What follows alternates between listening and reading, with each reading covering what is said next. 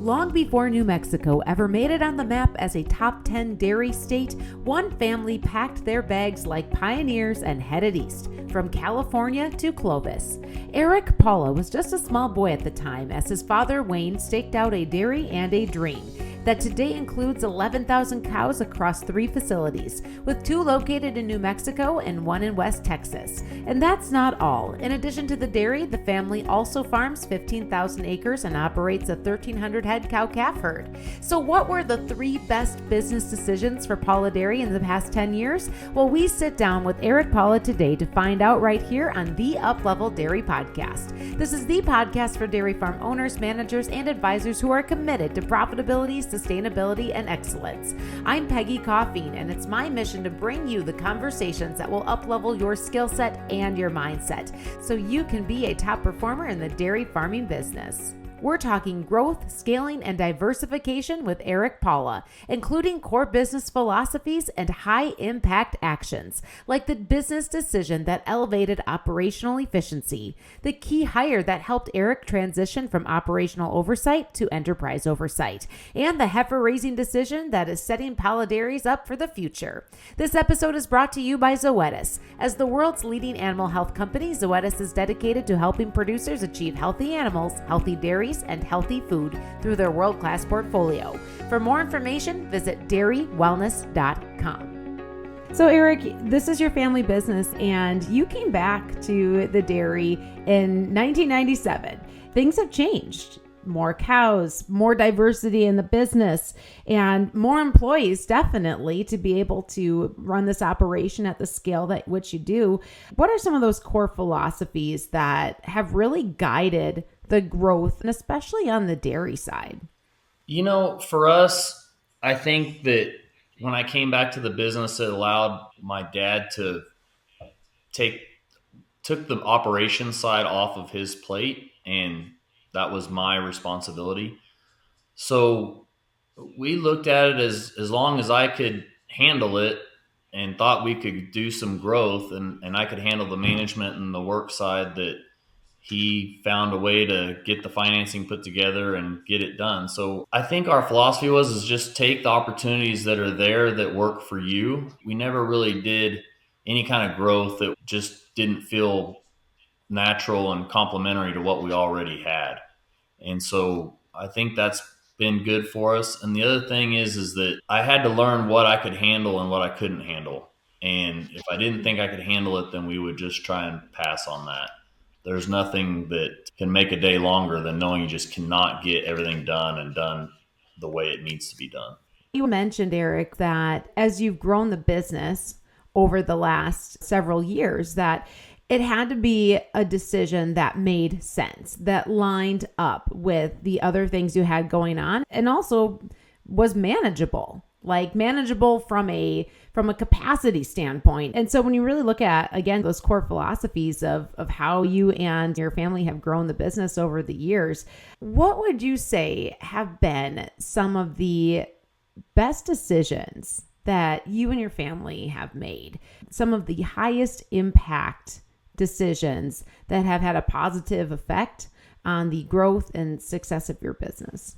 I think our 3 highest impact decisions in the last 10 years have been, we were able to acquire a facility that was right next to our home dairy about right at 10 years ago, that again enabled some incremental growth. We sold a facility that was about 45 miles away, so it put our operations all right together, which enabled us to share people, management, all of those things that you need to run a successful dairy operation. It was all in one spot. So that made it a lot more efficient. And at the same time, within about a year or 2 after that, we hired a operations manager to help me with the day-to-day operations, the scheduling of employees, the vaccination protocols, all the day-to-day management on the farm. And then just recently, we began raising our own calves, and that's definitely going to be a high impact decision in the future. So those 3 high impact decisions that have been good moves for Palla Dairies. I want to break those out and ask you a few more questions about that. And so the first one that you mentioned was part of the growth strategy. You were able to acquire a nearby facility, but then also able to consolidate to bring things into one site to be more efficient and to be able to pool those resources, especially the human resources, right? Where I'm at in the Midwest, more and more dairies up here are looking to do that same thing. They're looking at how do we grow? And in order to grow, it's identifying where is there an existing facility that typically in our area, they would have the environmental permits in place and then a quota. And then the ability to make sure that that site would have a home for the milk that's produced there. So as you reflect on that move that you made, what would you offer to someone else that might be in that stage that you would have been at a few years back? I think it's strictly on your individual business situation, land, like you said, milk, ability to sell the milk. That didn't used to be a thing at all, and it is now. And I think that's something that's good for the industry. I mean, I think if there's not a market for the milk, or it's not in a place that's accessible to a market, then it's not always the best decision to do that. So, or it may not be available at all. I don't think I can say there's a definite way to do it, because I think everybody's situation, they can make it work. Use your strengths and make them stronger, and if you can eliminate some weaknesses, then you'll be in good shape. So in your regard, what do you think are the strengths that you and your team have? I think one of our strengths is we've been in our area for a long time. We're just familiar with milking cows in Clovis, New Mexico. And I think we do some things in our heifer raising. We like to use our land to let the heifers graze for several months during their life. That saves us some money on feed costs, and it's a little more work, but I think it's good for the cattle, and it's good for the cost going into the replacements. I think our people are a big strength. We've got a great group of employees that really pay attention to their job and care about, I think, us as a family and as a business. And I think that's important to have that personal connection with your employees. So it sounds like resourcefulness with the resources that you have, including the natural resources, is a strength that you identify. And then the people side too, employees. And that leads into something else that you mentioned as one of the really good decisions that you made in the last 10 years. And that was a person that was the operations manager that you brought on to handle the day-to-day and some of the things that you were able to move some things off of your plate and delegate to him as the day-to-day manager. Speak a little bit into what qualities that operations manager possesses that really help them excel in their role. I think they have to share your same mindset that the ownership has, as far as how to treat employees, how to treat the animals, working with the resources that we have, what our strengths are. It may be different than somebody's used to handling, but if they have the ability to adjust and do what's best for the farm and the operation, well, then they're a good fit. And the other thing was the employees. We have long-term employees, and to bring somebody in to help you with operations and have them hold your employee base together was also very important to us. It just has to be the right person. And if you don't find the right person, then it probably may not be worth hiring somebody. I definitely would not want to hire the wrong person.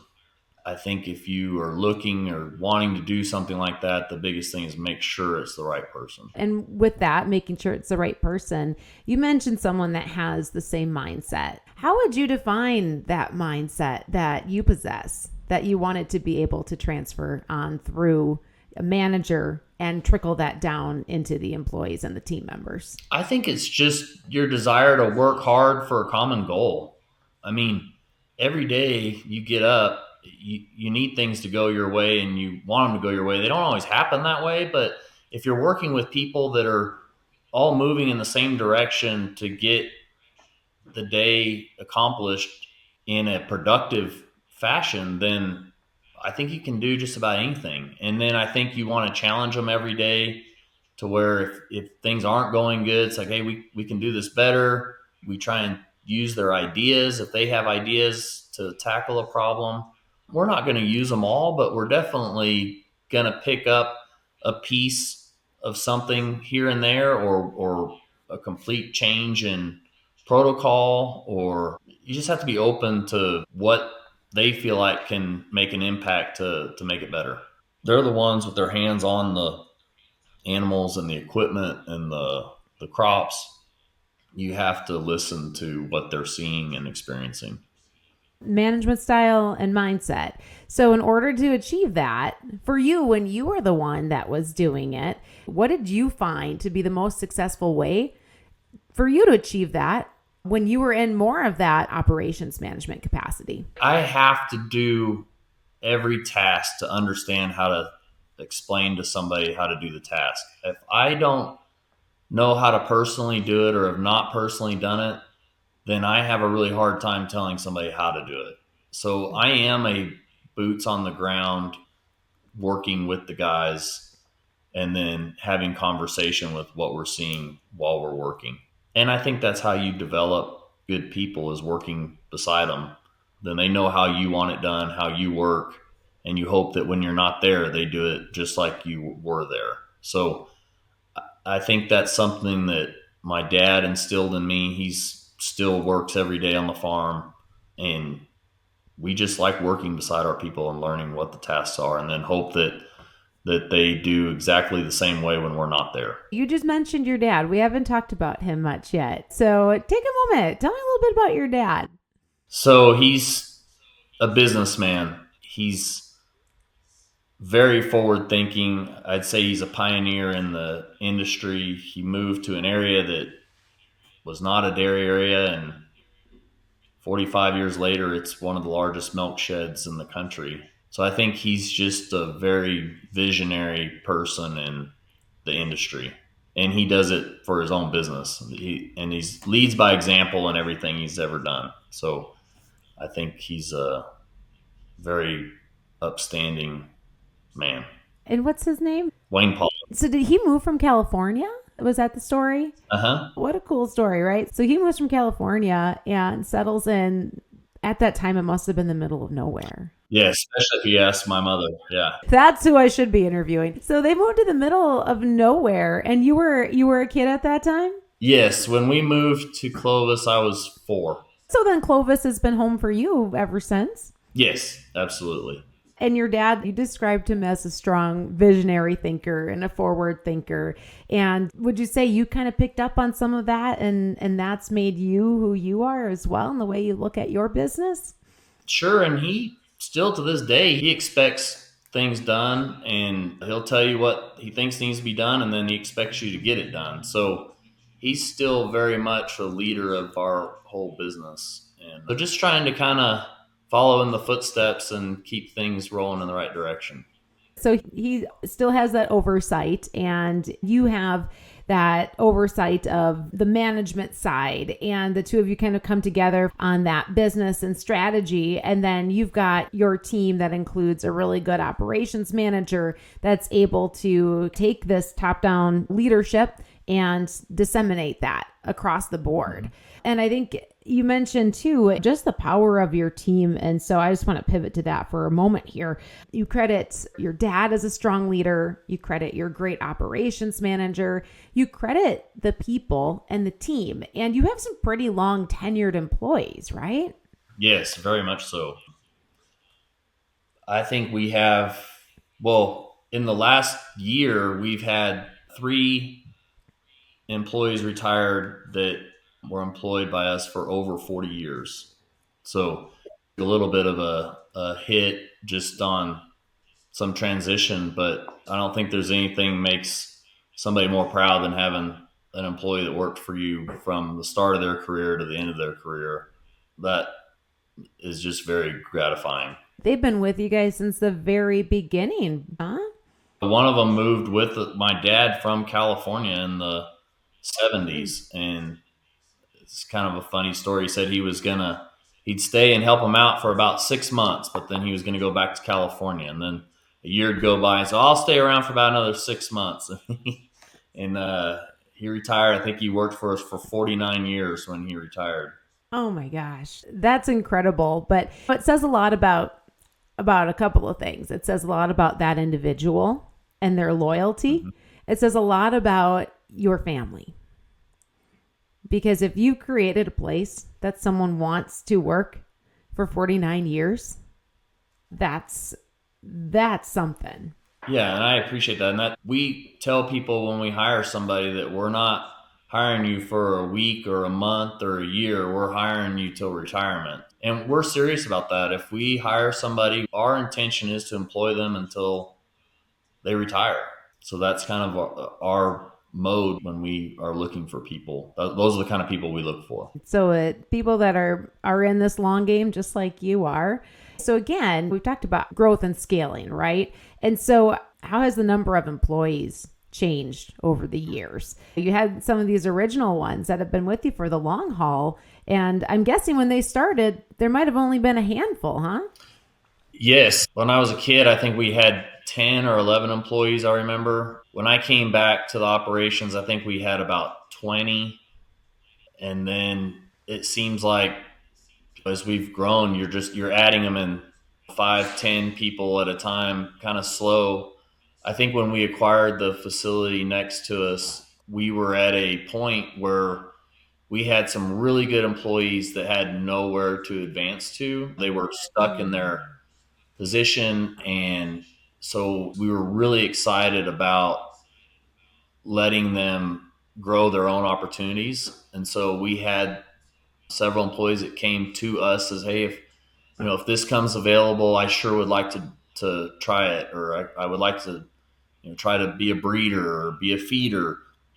So we moved probably half a dozen people out of a milking position into more of a middle manager or more skilled position, and they're all still here. They all took the leap and took the challenge, and we're just excited to have them. How much did that opportunity for an advancement impact just engagement and longevity of your team? I think it impacts it a lot because I think our best employees have all been promoted from within. So they all know what it takes to milk the cow. They all know what it takes to feed the cow, to take care of the cow. And so if you ever have problems on the farm, they're all willing to jump right back in to do what maybe they did before. And it's not a thing. They know what it takes. They know the hours. They know the schedule. And so I think there's a mutual respect that goes throughout the farm for each person's position. And as you say this, it goes back to something that you said a short time ago, Eric, and that was again how you hold your own personal view, and that's that you wanted to know and be able to do every job also. And that seems like it's part of the culture and the expectation of the employees as well. It's not something that you set out to do. It's just something that I guess over time just kind of happens because you can rely on those people, and so in over time, then you do rely on them. You've gone through these periods of incremental growth where you bring in 5 more or 10 more employees at a time. Throughout the history of you being in a management seat there, has there ever been a time when it has been challenging to find people or to keep people? Oh, absolutely. And within the first 5 years, when our operation was here in Clovis and had been in Clovis, we were the only dairy in the county for years. And then they opened a new dairy about every 7 or 8 months. And we were the only farm with skilled labor. So our employees got hired out from under us. And there were so many jobs open in that realm of work that it was very difficult to find people. And that went on for about 5 or 6 years. So we've struggled to not have staff before. And that's when you realize you better know how to do every job. Because we've been through the short staffing phase of our business, and it's really not, that's just not a fun place to be. So it was just kind of an elevated level of competition in your local marketplace that at the time was new. As you said, you being pioneers in New Mexico, like it was kind of a new thing when all the other dairies started to move in and you began to actually compete. What happens over time is that the other farms started to experience the exact same thing. So everybody kind of got a taste of it moving through it. It wasn't just us. Everybody was struggling to staff their farms and new farms and training people. And so it's not something that we just went through individually. The entire area had to go through the exact same thing. So I think it worked out fine for everybody when it was all said and done. But it was definitely a challenging couple of years in there. Growing pains, huh? Yes, absolutely. What did that growing period force for a change in you that ended up being a good thing? We changed our scheduling on the milking crews to where they were able to achieve more hours and more time off. That really made a big difference on retention after that because they were able to get a lot more hours in addition to having a couple more days off on their schedule. And so that's probably the one thing that we did that made the biggest difference. And we've stuck with those work schedules since then. And it also enabled us to get by with less actual employees. So by lengthening the hours, we were able to eliminate some of the positions. And then it also enabled our milking staff to be their own crew. There was never had a relief person coming in. They were able to stay their individual unit, so we could hold the one unit accountable instead of saying, oh, we have a relief person coming in and they're the ones that did it wrong. It was always like you have one crew and that crew is on together and they're off together. That was pretty critical in that time frame. And you said that was a change that you've stuck with because it worked. Mm-hmm. So just walk me through a little bit of how that all plays out, like how your parlor's set up and how were your shifts set up? What's the sweet spot that you found for the hours and the work day and that sort of thing? The milking crew will work 12-hour days, but they'll be either 4 to 5 days a week. So that it's a long work week, but having the two to 2.5 days off a week, I think keeps them pretty fresh. So that's kind of how it's structured. We're parallel parlors. We have 2 pits in each barn. So on one site we have 2 pits, and on the other site we also have 2 pits. And the third site we just have 1 pit, but they're all parallel, so the cows can go through either parlor. So that 12-hour shift was the sweet spot that you found that allowed for you to keep those teams together, as you mentioned. So consistency, right? Like consistency all the way through from the team level, but then also the performance level. And then also it gives those team members that little bit of recovery time from saying, okay, you're going to work long hours and some hard days, and then you're going to get to rest and come back fresh. And that's worked really well for you. Yes. Anything else that you would add that you were able to bring in from that challenging time that has really helped you to set yourself up for success and employee retention and engagement today? I think I learned that I wanted to have a plan before I did anything of how it was going to be staffed and who was going to be in charge before we would try and do anything. I always wanted to be plan around the people and not just think, oh, we'll all be able to find the people to do it. I wanted to be prepared for any kind of growth or incremental or just different aspects within the industry. I think the biggest pieces of the puzzle to put together before you start are the people, not the actual asset. The people are the biggest asset. So with your people then and the diversity of business operations, do you cross-train folks from one area to the next, or do you really segment and more have employees specialize and say, okay, you are on the dairy, you're on the cropping side, you're on the beef side? What's been successful for you? I think a little bit of both. I think most of our people that are in the leadership positions of the middle that are in charge of other people have done multiple jobs on the dairy. And I think if you are too compartmentalized, then they don't have an understanding for the other person's job, because every time we have an issue, it's where the two jobs intersect. So if it's where it goes from maternity to calf growing, where it's transitioning from one group to the next group. So what we've learned is as long as they've each done each other's job, then the transition is much easier because they know what is supposed to be done, how it can be done, things that can help each other out. I think it's important that they understand the jobs, each other's jobs. And then that translates into a better overall cooperative attitude when you have those integrations and things that go on from when one team has to cross into the other one's territory. You've mentioned too about being able to give people on your team opportunities to move into to different positions and promotion opportunities. So whether that was when you brought on another dairy and you had people that actually came to you and said, hey, I'm interested in doing this. What's worked for you when it comes to successfully taking someone from one position and preparing them to be in a management position, from being the person that does the work to being able to kind of use almost a different skill set, and that's organization and people management? And what has been successful for you to be able to really empower a new leader or a new manager on your teams? I think you can't overwhelm them with too many people. I think if you keep your group small, then they still have to do the work alongside the people that they're in charge of. So you don't have the disconnect of, well, he's just telling me what to do, but he doesn't know how to do it.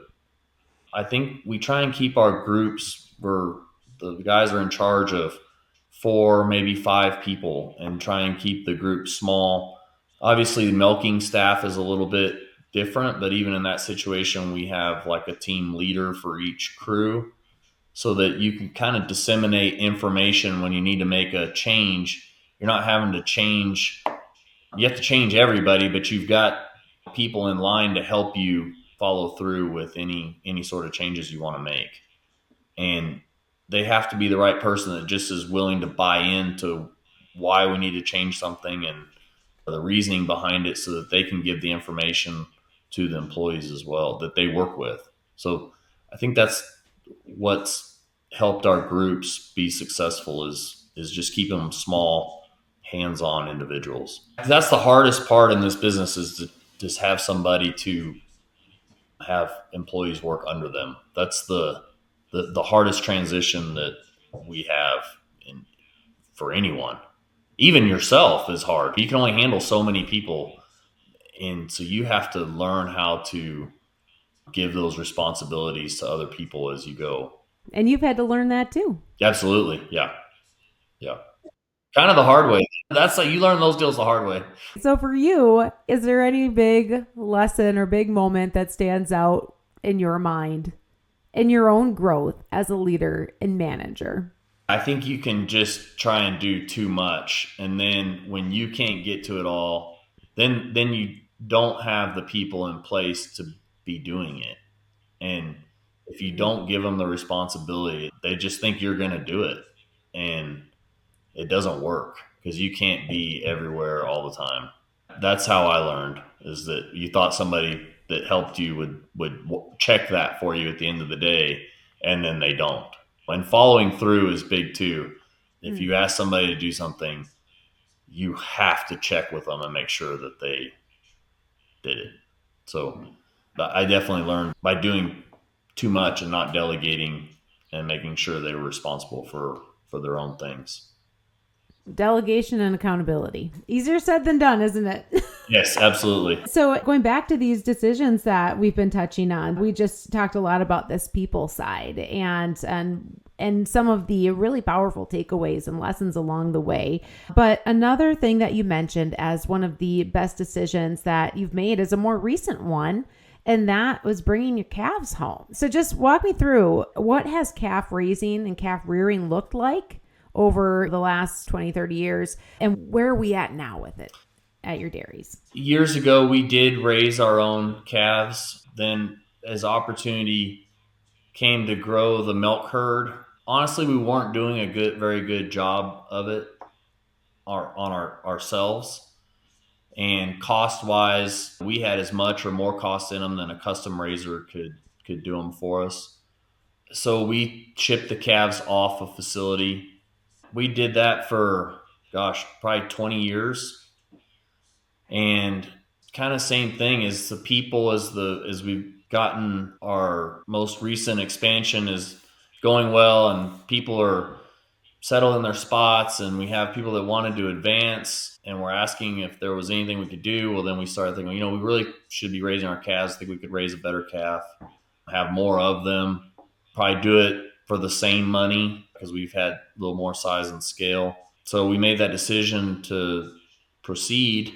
We had some of the facilities already in place on the facility we had acquired, already had some weaning pens and some dirt work done for hutches. So it enabled us to kind of get started small and see how it went, and then decide if we wanted to take on the full calf rearing program. And so we've been at it now for 2 full years. So we're just now starting to have our first heifers coming in calving back to the dairy. So, and it's been going good, has its growing pains as well, but we're really happy with the results so far. Our calf operation right now, we have about 3,300 hutches, I believe. So we are raising the Holstein heifers and the beef on dairy calves. So that's the full size right now. So you are a little over 2 years in, and you're just starting to get the results of this change that will start to show off in the herd. And so is it too early for you to be able to see any difference or make any observations of these animals that are the result of you retaining ownership and doing the raising yourself as they start to enter that first lactation? I think we can definitely see the results in the quality of animal already. We don't have any milk production information per se yet, but we're anticipating by the way the animals just look themselves that we should get some added production, especially on the first lactation. So we think it'll pay off in the long run in that aspect. And yes, there's definitely a significant difference in the quality of the animal. So you just also mentioned the Holstein calves and then the beef on dairy. So let's pivot a little bit, and I want to hear about your beef on dairy program. So what has that looked like to you? And maybe let me back up. So you guys are early adopters, and you and your dad have been willing to do things before other people have, such as moving to New Mexico before anybody else. Was beef on dairy an early adoption thing for you as well? Definitely not one of the first, but we've been at it probably close to 3 years now. Same thing, started on a pretty small scale. That was one of the things that I had a little bit of a harder time convincing my dad with, what it was going to look like, how we were going to produce that many black calves and still have enough heifers. He always wants to make sure we have enough heifers. And so on the economics, obviously, of raising an extra Holstein heifer the last really 10 years was not good. So we were excited about it. I don't think anybody in the whole industry would have imagined it's gotten to where it is today, either on what they're worth, how they've integrated into the supply chain, the quality of the animal, all the way to slaughter. I think has been really eye-opening for everybody, and I think it's one of those game changers in our business, in the dairy industry. So initially, you were a proponent of integrating a beef on dairy strategy, and your dad was, oh gosh, am I going to get in trouble if I call him the stereotypical heifer hoarder? No, probably not. It's a thing. It is a thing. All of the heifer hoarders are having their heyday right now. I mean, right? Yeah. So that was a little bit harder to convince, but you saw something. You saw opportunity, and you saw reason to bring in this different breeding strategy. So what did you see as the opportunities that beef on dairy would bring to your operation? The biggest thing we saw was just the cash flow. I mean, it gives you just another income source on the farm that you didn't have before. So as you sell a group of those animals and the check comes in, it makes it worthwhile. You're like, okay, I can pay more feed bills or make payroll or whatever it is that you need. It's a whole different business within a business. So it just increases your flexibility on managing your money, really.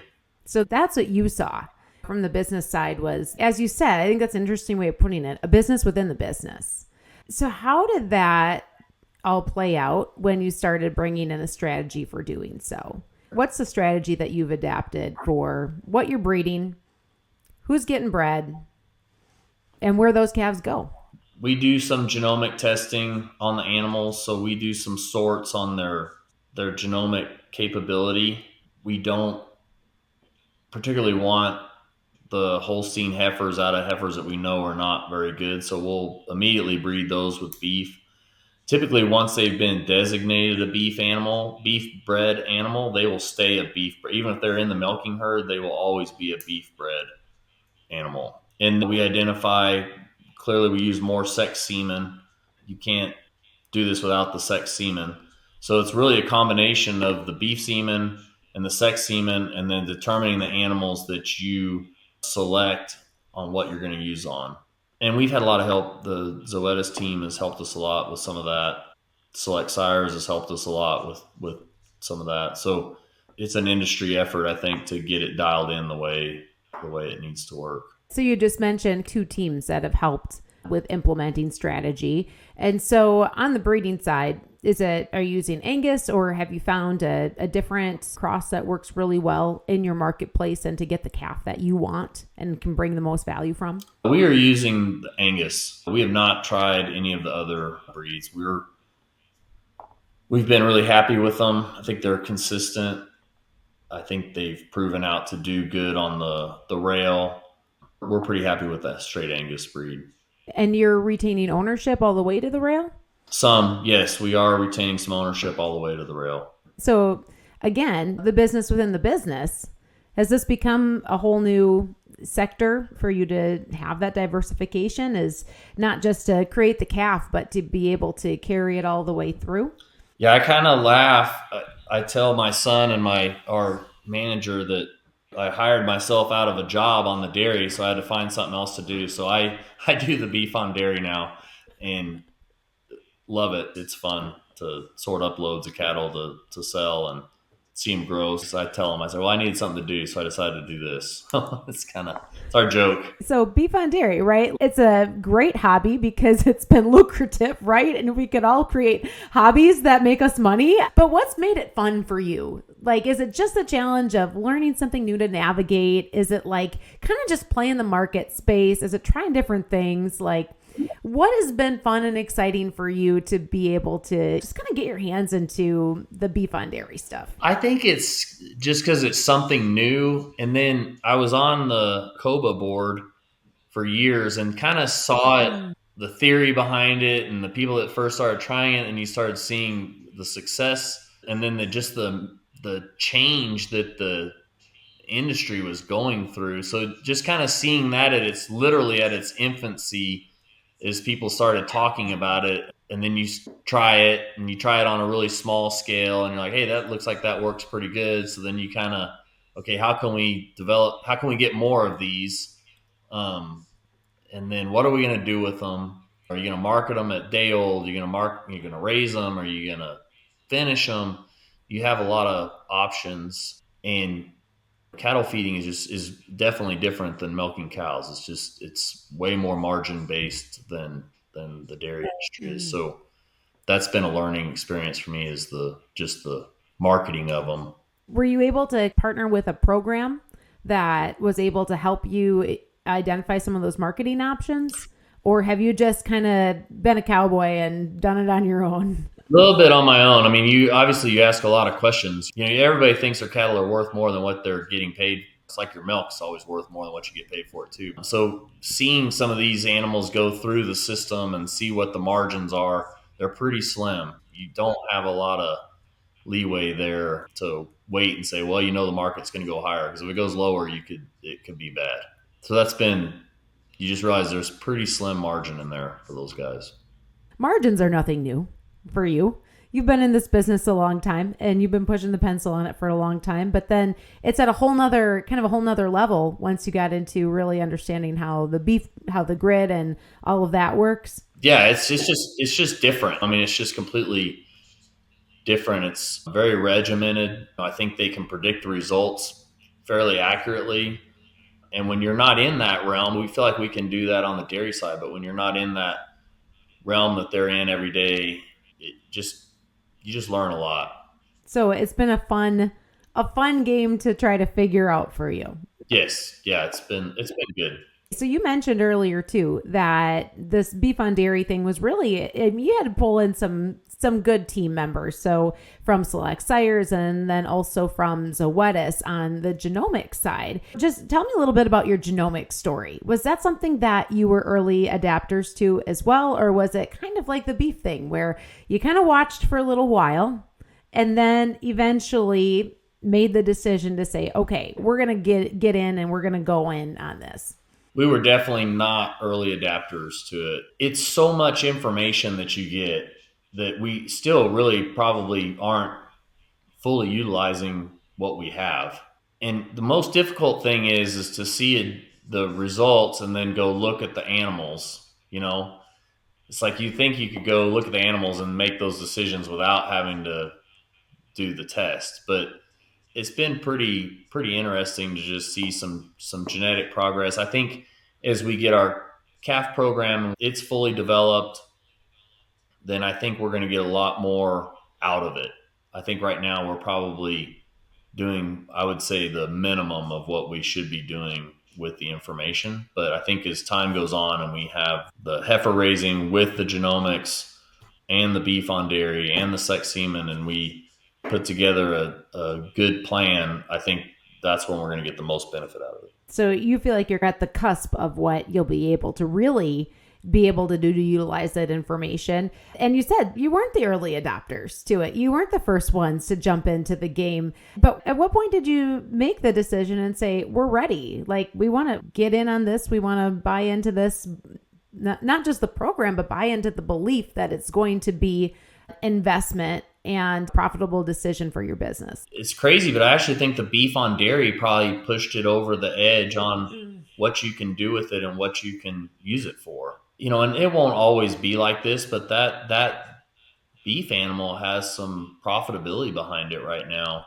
And they're quick to turn. Depending on how long you raise it, you're turning those animals faster than you can turn an extra heifer. So if you don't have plans for an extra heifer, I'd rather have the extra beef calf. So I just think it gives you the flexibility to really pinpoint the animals that you want out of your animals. So you've used it at a most basic level for saying, these are the animals we don't want to create more of, that we can optimize and generate a higher level of long-term income from by being able to capture a higher value from the calf that's in them. Yes, that's our goal with it. So how about on the flip side, the genetic progress side of the cows that you want to keep in your herd? Have you become more selective then, or been able to work between Zoetis and then also Select Sires too, to be able to really identify some of those highest genetic potential animals that you want more of in your herd in the future? Like I said, we're kind of just getting into that. We're making slight adjustments as we go on the top 25%, and then what we use with those animals. We haven't gotten into doing embryo work or anything like that yet. We're just kind of taking, I'd say, baby steps with it as we go. We're definitely seeing genetic progress, I believe. And I think those realizations will be even more when we have our home-raised heifers all coming back into the dairy. Then I think you're really going to see the benefit out of both. Where are you at in the timeline of really seeing that come together? I think we're probably still a year away from seeing some of those changes, the selection changes on the genomic side coming in. We did it more just on number of breedings or how old the animal was. So we weren't really selective on using the genome. Well, we didn't have the genomic data on them yet either, because once you start testing and then it's a year before you start breeding those animals, and then it's 9 months before you get a calf out of that animal, and then it's another year before you start breeding the ones that you actually have the information to see what you're doing. So it's a longer term process. You're used to playing the long game, right? So with the calves that you have on site now, have you been able to lean into any of that calf data and looking at any of those wellness traits for calves that you're able to get from genomics? Has that been something you've been able to look into as a team and use for some decision making or even just some benchmarking? We don't get too into lining up exactly individual animals and probably more groupings and percentiles and quartiles and that sort of thing to see if it's working or not. So really, at this point, it's like, how can you capitalize on, back to what we were talking about before, the cows you don't really want more of, to be able to generate higher income from those animals and be able to keep the ones reproducing that you do want more of. So that's been kind of the way you've brought that strategy into your overall management. Yes, I think that would be pretty accurate of how we're doing it. From a heifer inventory management standpoint, which also tends to be the conversations we have as we're integrating beef on dairy and genomics and kind of that full circle approach, did you plan well for heifers? I don't think we know that yet, honestly. I think we're a little short currently, but it was not due to the planning side of it. Had some other issues there, but I think we're going to be okay. I think we're going to have enough. We don't want way too many, but we wouldn't mind having a few extra just for weather events or something like that. We don't want to be caught short, is the philosophy we're taking. How's your dad doing? Is he okay with your heifer inventory? I think so. He was a little uncomfortable, but I think he's coming around to it now. So I think he's good with what we're doing. The Holstein heifer sounds crazy, but in my opinion, if where beef is today and where springers are today, you're still better off getting another beef calf than you are making an extra heifer. So until the markets change even more, I don't see the reason to be making extra heifers unless you have a real plan for them. The investment that you're making in the genomic testing and just a tighter evaluation on, again, the cows that you want more of in your herd, some of that should lead to healthier calves and less loss at the calf level, theoretically as well, right? Yes, absolutely. Yeah. I think we'll gain a lot of animals just doing a better job. You just heard from New Mexico dairyman Eric Palla, but he's got more to share. Come back for the second part of this conversation on our next episode for a peek into the mind of how this forward thinker views the future of his dairies and the industry. This episode is brought to you by Zoetis. As the world's leading animal health company, Zoetis is dedicated to helping producers achieve healthy animals, healthy dairies, and healthy food through their world-class portfolio. For more information, visit dairywellness.com and find all the links to dairywellness.com in our show notes. I'm Peggy Coffeen, and thank you for listening to this episode of the Uplevel Dairy Podcast.